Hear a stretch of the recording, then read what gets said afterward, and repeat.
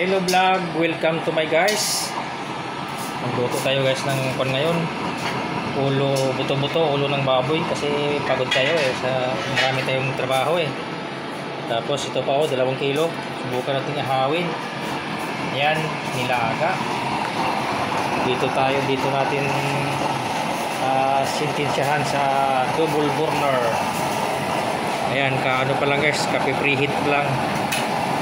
Preheat pa lang yan. Nagamit na natin yung igniter lahat.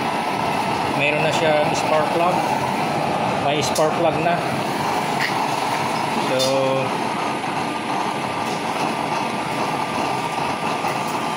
ito guys, ano to, nilaliman ko pa yung binaba ko pa yung pinakanosol niya para maganda yung apoy.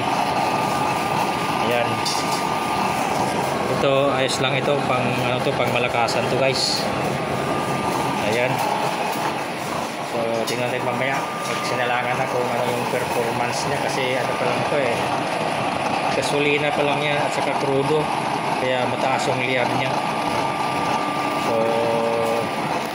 hintay-hintay natin, antabayanan natin yung normal na sindi niya.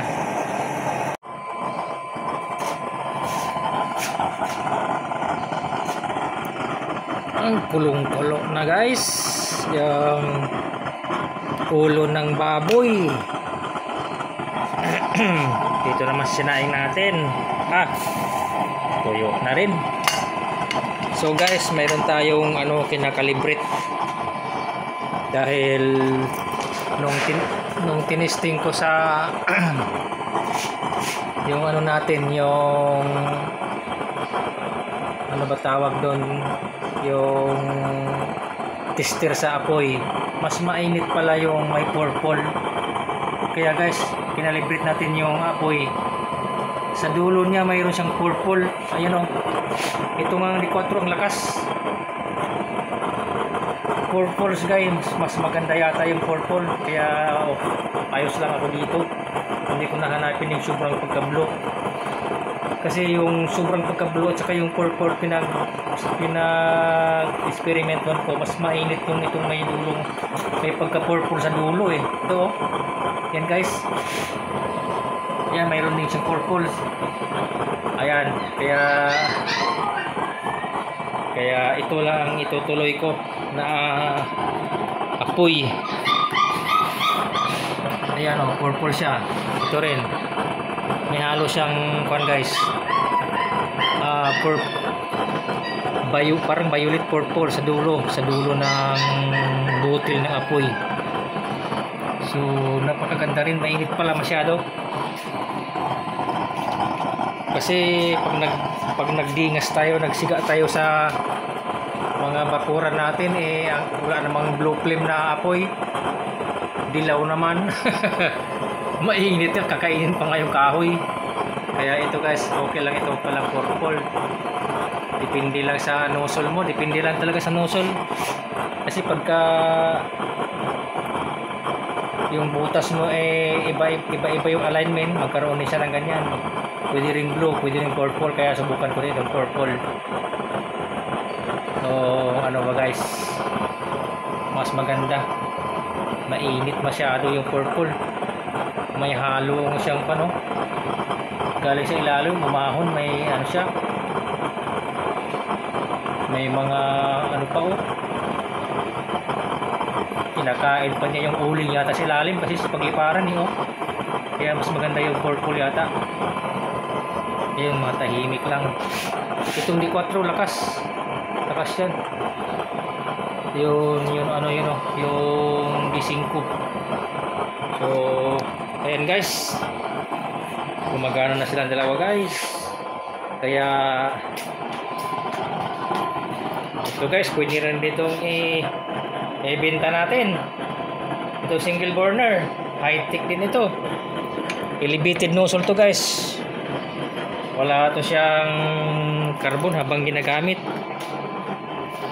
Kaya kasi gusto ko yung double burner para mabilisan pagsaing guys, kasi kung minsan isa lang yung burner namin, pagkatapos yung sinaing tsaka luto ka ulit ng ulam, matatagalan.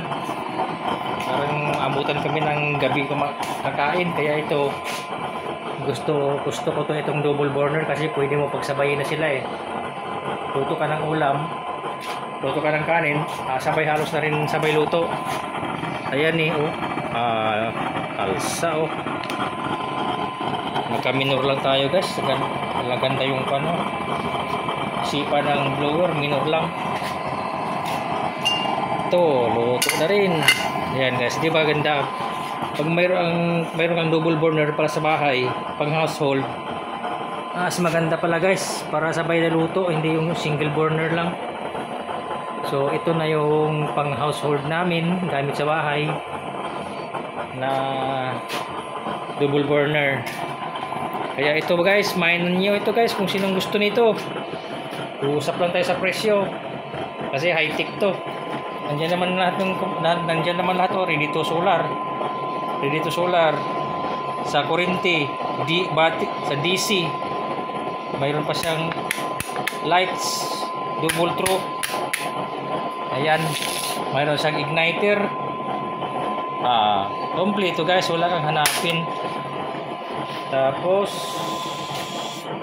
ilagyan mo natin ng ilaw para makita sa mga viewers kung gusto nila itong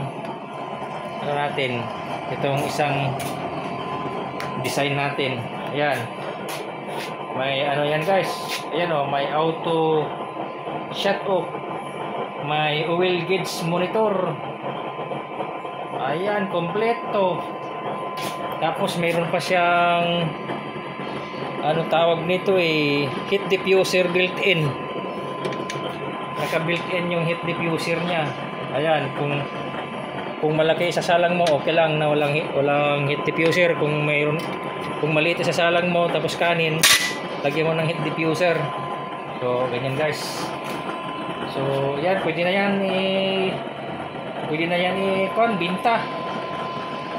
Dahil mayroon na tayo hindi na rin siya magagamit may stock na rin siya.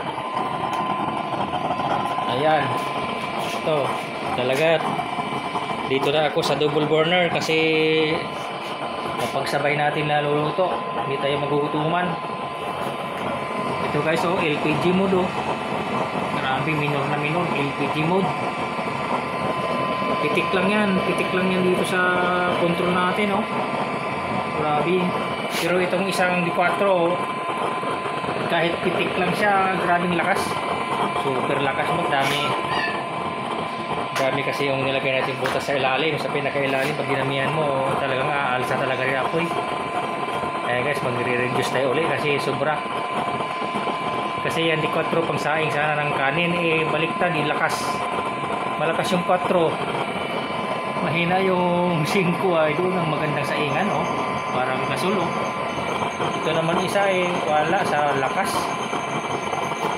Yung 4 ang lakas, kaya dyan ko nilagay yung ulam grabing kulok niya kaya re-reduce ko guys, kong butas sa ilalim yan, malakas masyado siya.